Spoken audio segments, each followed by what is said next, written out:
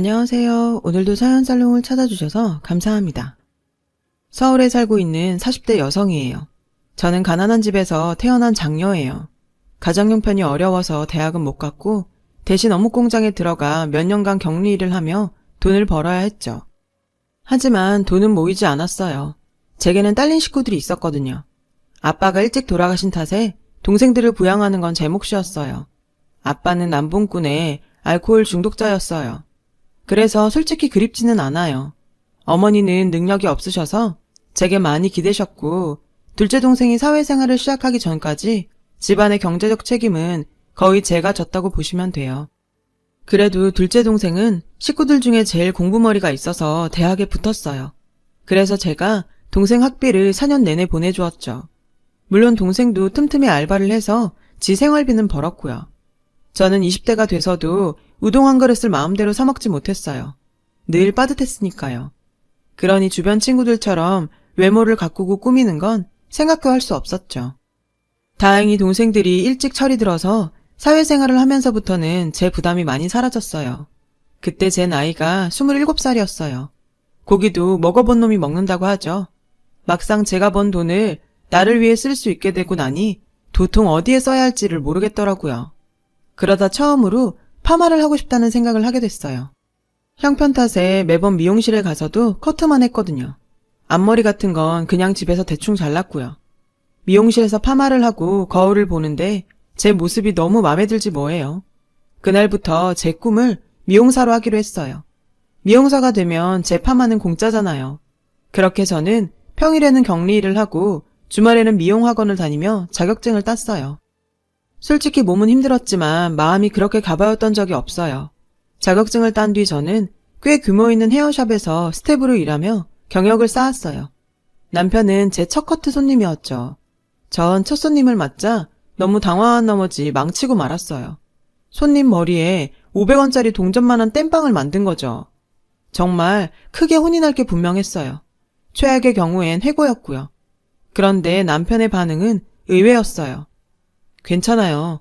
어차피 머리는 또 자라니까. 대신 저랑 커피 한잔 하실래요? 저는 미안한 마음에 남편과 커피를 마시게 되었어요. 그렇게 얘기를 나누다 보니 자연스레 남편에 대해 알게 되었죠.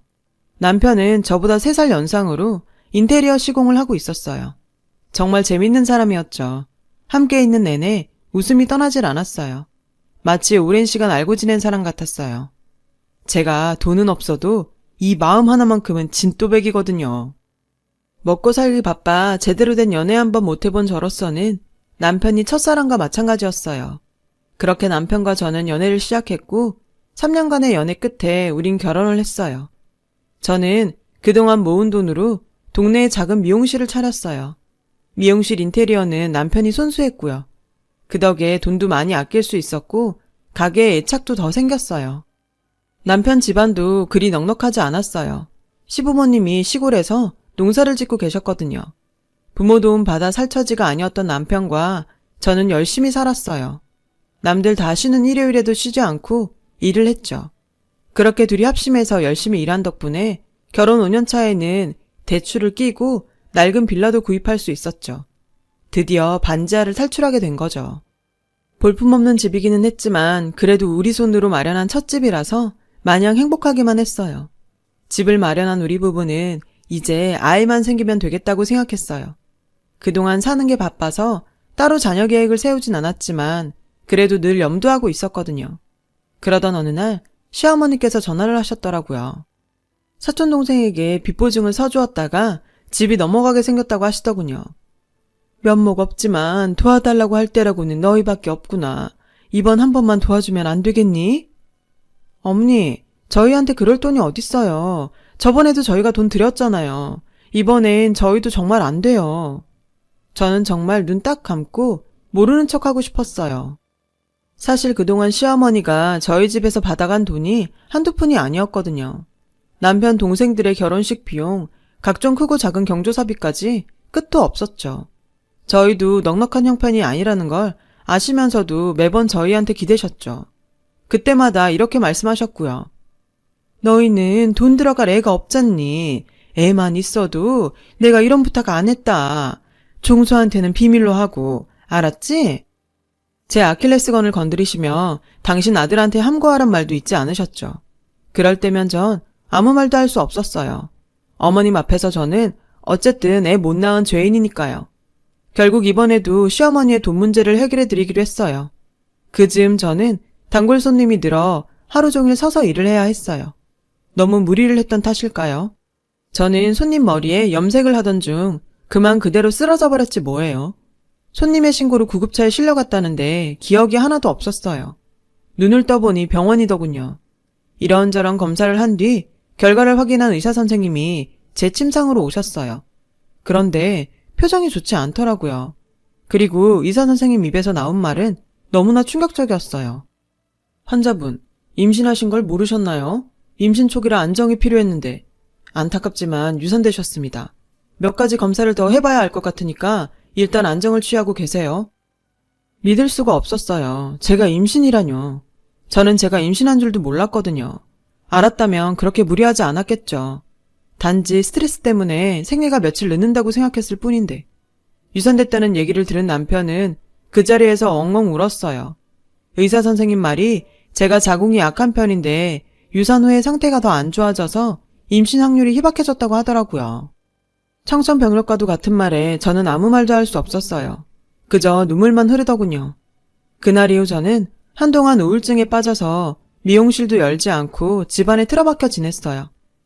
여보, 나는 자식 낳으려고 당신이랑 결혼한 거 아니야. 난 당신만 있으면 돼. 그러니까 다른 생각하지 말고 서로만 보고 살자. 응? 우리만 행복하면 되는 거야. 시래에 빠져있던 저를 구한 건 남편의 따뜻한 말 한마디였어요. 그렇게 저희 부부는 둘이서 서로를 바라보며 열심히 살았어요. 하지만 전 잘 알고 있었어요. 남편이 아이들을 좋아한다는 걸요. 가끔 남편과 장을 보러 마트에 가면 그이의 눈은 어김없이 마트에서 뛰어다니는 아이들한테 가 있었거든요. 저는 그 모습을 못 본 척 해야 했어요. 둘만 지내면 적적할 것 같아서 우리는 유기견 센터에서 잡종 강아지 한 마리를 데려와 키우게 되었어요. 전에 살던 집에서 파양당했다는데 그렇게 그늘진 표정의 개는 처음 봤어요. 마치 자기가 버려진 걸 아는 것만 같았죠. 그래서 더더욱 녀석을 보다듬게 됐어요. 이름은 콩이라고 짓고 자식처럼 키우게 되었죠. 수제 간식도 해먹이고 어디를 가든 늘 데리고 다녔어요. 그러던 어느 날 생리가 끊겼어요. 유산 몇 달 후부터는 꼬박꼬박 주기를 넘긴 적이 없었거든요. 저는 날짜 계산을 해보고 임신일 거라고 생각했어요.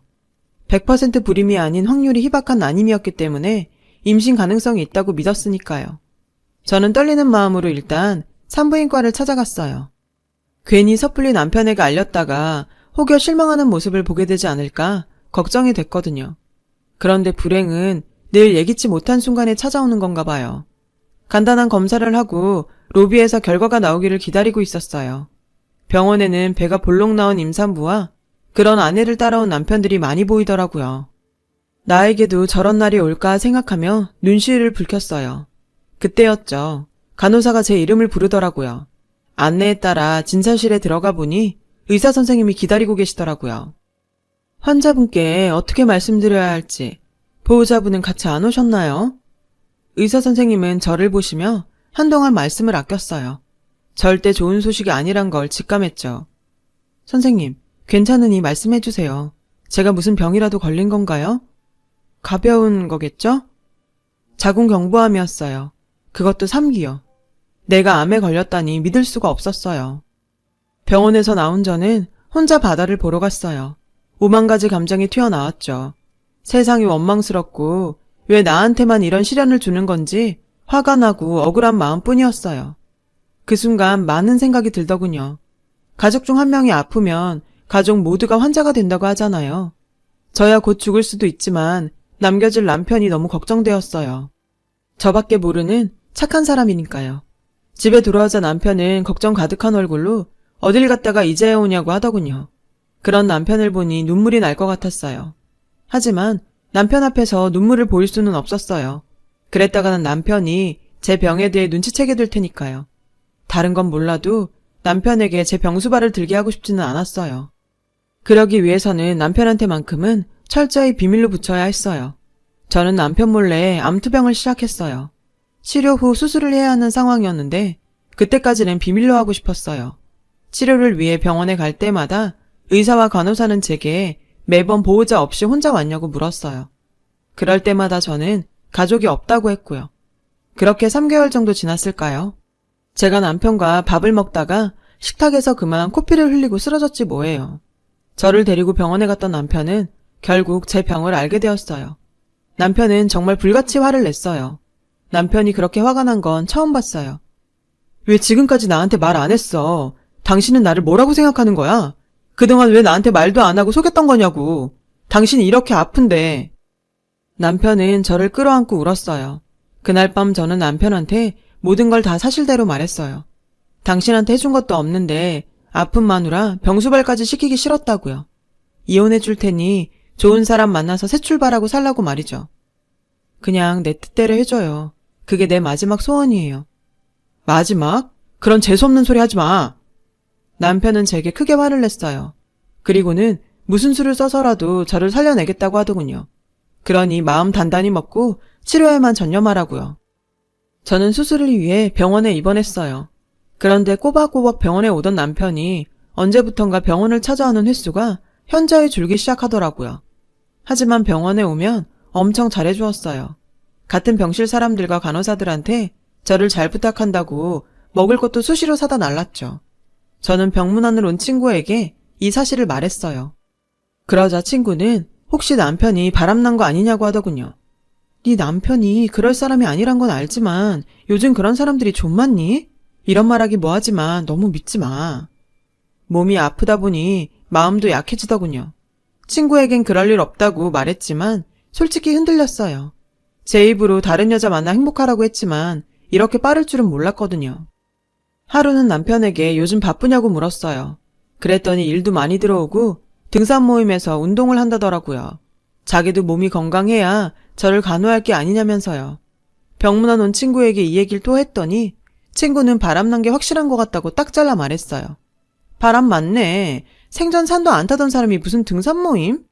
네 남편 그렇게 안 봤는데 사람이 어떻게 이러냐? 너도 남편 너무 믿지 마. 너 죽으면 보험료 다 거기로 들어갈 텐데 억울하지도 않냐고. 친구 말을 들으니 오히려 안심이 됐어요. 정말 남편에게 다른 사람이 생긴 거라면 차라리 다행이라고 생각했거든요. 저도 사람인지라 야속한 마음이 없었다면 거짓말이겠지만요. 친구가 가고 한참 생각에 빠졌어요. 남편이 만나는 여자가 어떤 사람인지 궁금했거든요. 우습게도 그 여자는 애를 낳을 수 있는 건강한 몸을 가진 사람이면 좋겠다고 생각했어요. 병원 생활을 하니 몸도 마음도 많이 답답했어요. 하루 종일 아픈 사람들하고 지내다 보니 기분도 많이 다운되었고요. 그래서 의사 선생님께 며칠 외출 허락을 받았어요. 집에서 남편과 함께 며칠을 보냈어요. 저는 진심을 담아 남편을 설득했어요. 이제라도 좋은 사람 만나라고요. 그러다 내가 진짜 딴 여자라도 만나면 어쩌려고. 남편은 그런 소리 하지 말라며 제가 이럴 때마다 가슴이 찢어진다고 했어요. 남편의 이런 반응에 저는 더 이상 아무 말도 할 수 없었어요. 남편을 위해서라도 그게 낫겠다 생각했고요. 남편은 제가 집에 돌아오니 이제야 겨우 사람 사는 집 같다고 좋아했어요. 아침 저녁으로 암 환자에게 좋다는 음식들로 식탁을 차려주었어요. 고마우면서도 한편으론 미안했어요. 병원에 들어가기 전날이었어요. 남편이 등산 모임에 간다더군요. 저는 남편을 미행하기로 결심했어요. 남편의 외도를 응징하거나 따지려는 게 아니라 정말 그 여자가 궁금했어요. 남편과 앞으로 같이 살 여자이기에 제 눈으로 보고 확인하고 싶었어요. 집을 나서는 남편은 등산복으로 쫙 빼입고 있었어요. 배낭에 뭘 그렇게 담았는지 가방이 터질 것 같더군요. 저는 남편 뒤를 몰래 쫓았어요. 남편은 지하철을 타고 꽤 멀리 갔어요. 그러다 공기 좋고 유명한 산이 있는 역에서 내리더군요. 남편 말대로 등산 모임에 간 것 같았어요. 남편은 산 입구에서 어떤 여자와 만나 반갑게 인사를 나눴어요. 딱 봐도 아주 친한 사이 같았어요. 등산 모임이라더니 회원이라고는 여자와 남편 둘뿐이더라고요. 거리가 멀어서 무슨 얘기를 하는지 알아들을 수 없었지만 분위기만 봐서는 매우 다정해 보였어요. 여자는 제 또래로 남편이 만나는 여자가 틀림없었어요.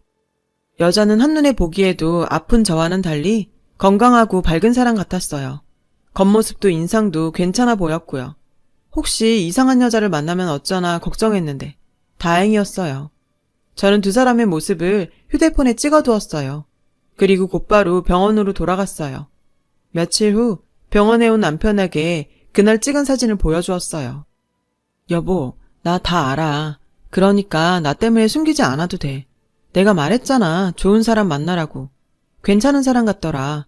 그러니까 몰래 만나지 말고 이 여자랑 살아도 돼.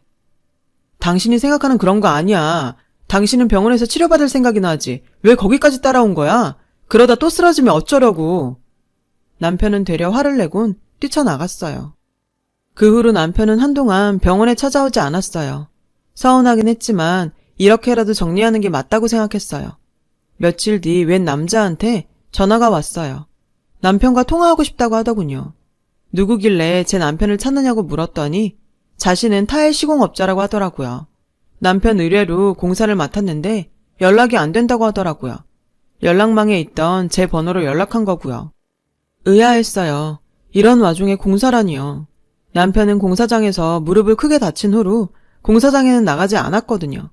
아직도 비만 오면 앓는 소리를 하는 사람이 말이에요. 저는 타일 시공업자에게 남편에게는 말하지 말라고 하고 남편이 공사한다는 곳 주소를 알아냈어요. 주소를 보니 지난번 남편이 등산을 하던 그 동네더라고요. 순간 그날 보았던 여자가 떠올랐어요. 그 여자 집이 그 근처인 모양이었어요. 벌써 그 여자 집에 살림까지 차린 것 같더라고요. 이럴 바에는 차라리 삼자대면을 하는 게 나을 것 같았어요. 그래서 병원을 나와 곧장 택시를 타고 그 주소로 찾아갔어요. 하필 무슨 집이 산 중턱에 있더라고요. 택시 기사님이 슬슬 짜증을 내더라고요. 이런 산골짜기에 뭐가 있다고 가세요? 날씨도 험한 게 비가 쏟아질 것 같구만. 택시에서 내려 하늘을 보니 정말 비가 후두둑 쏟아질 것처럼 먹구름이 가득했어요. 마치 제 인생처럼 말이죠. 그리고 눈앞에 조그만 흙집이 보였어요. 남편과 그 여자는 보이지 않더라고요. 그때였어요. 어디선가 까르르 웃는 여자 웃음소리가 들렸어요. 저는 소리가 들리는 쪽으로 걸어갔어요. 아이, 장난치지 마. 옷에 다 묻잖아. 마음의 준비는 했다지만 막상 여자의 웃음소리를 듣고 보니 기분이 좀 그랬어요. 뒷곁으로 가보니 작업복을 입은 남편이 벽돌을 옮기고 있었어요. 그 옆에는 그때 봤던 그 여자가 있었고요. 그런데 그게 다가 아니었어요. 여자 옆에 처음 보는 남자가 여자한테 흑장난을 치고 있었죠. 제 남편은 아랑곳 않고 땀을 뻘뻘 흘리며 일을 하고 있더라고요. 이게 무슨 상황인가 싶었어요. 그 순간 거기에 있던 세 사람이 저를 발견하고는 다가왔어요. 때마침 비가 후두둑 쏟아지더라고요. 여보, 당신이 여긴 어떻게 왔어? 남편은 절 발견하고는 들고 있던 벽돌을 떨어뜨렸어요.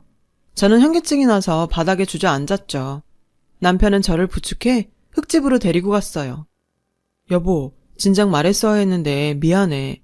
당신 생일 선물로 이 집을 지어주고 싶었어. 다 지으면 말하려고 했는데. 알고 보니 남편은 저를 위해 전국에서 암치료에 좋다는 재료를 구해다가 흙집을 짓고 있었던 거예요. 그 말을 듣고 저는 엉엉 울고 말았어요. 사모님, 울지 마세요. 몸살 나요. 이러실까봐 남편분께서 사모님께 비밀로 하신 거예요. 남편의 애인이라고 착각했던 여자가 제 손을 잡고 위로해 주었어요. 자신도 수년 전에 암으로 병원 신세를 졌고 지금은 완치됐다고 하더라고요. 옆에 있던 남자는 그녀의 남편이었고요. 이분들은 내 처지를 딱하게 여기시고 흙집 짓는 걸 도와주셨어. 여기 사모님께서 흙집에서 요양하시고 싹 나으셨대. 그러니까 당신도 이 집에서 요양도 하고 평생 나랑 같이 살아야지. 흙투성이가 된 남편은 눈물을 글썽이며 제게 말했어요. 남편의 이런 마음도 모르고 외도를 의심했던 제가 너무 한심하더라고요. 그날 저는 남편 품에서 한참을 울었어요. 여보, 내가 너무 이기적인 여자였어. 당신 말대로 앞으로 항암 치료도 열심히 받고 힘내서 꿋꿋하게 이겨낼게. 앞으로 다른 여자 만나라고만 하지 마. 내 인생의 여자는 당신뿐이니까. 때마침 창밖을 보니 우박처럼 내리던 비가 그쳐 있더라고요. 맑게 갠 하늘을 보니 마치 제가 겪었던 고된 마음들이 사라지는 것 같았어요. 왠지 모를 희망이 생기더라고요. 현재 저는 남편이 저를 위해 지어준 흙집에서 남편과 반려견 콩이와 함께 알콩달콩하게 살고 있어요. 다행히 항암 치료제가 제게 잘 맞아서 거의 완치가 되었거든요. 그래도 병원에 주기적으로 다니며 검사도 잘 받고 있어요. 암은 재발률이 높은 병이라서 한시도 방심할 수가 없거든요. 그래도 꼭 이겨낼 거예요. 저에겐 나만 바로 보는 일편단심 남편이 있으니까요. 저희 남편은 예전보다 더 심한 사랑꾼이 되었어요. 그런 남편한테 물이 들었는지 저도 이젠 감정을 숨기지 않고 표현하고 있고요. 병원에서 암 진단을 받을 때만 해도 제 인생이 이렇게 끝나는 줄 알았는데 절망 끝에 만난 남편의 사랑 덕분에 요즘은 하루하루를 기적처럼 느끼며 살아요. 그리고 그 기적은 앞으로도 계속될 거라고 믿고 있어요. 여러분의 삶이 기적이에요. 항상 희망찬 하루를 사시길 바랍니다. 지금까지 제 사연을 들어주셔서 감사드려요. 여러분, 사연 댓글에 응원과 현명한 조언 부탁드려요. 좋아요와 구독은 저에게 큰 힘이 됩니다. 오늘도 좋은 일 가득하세요.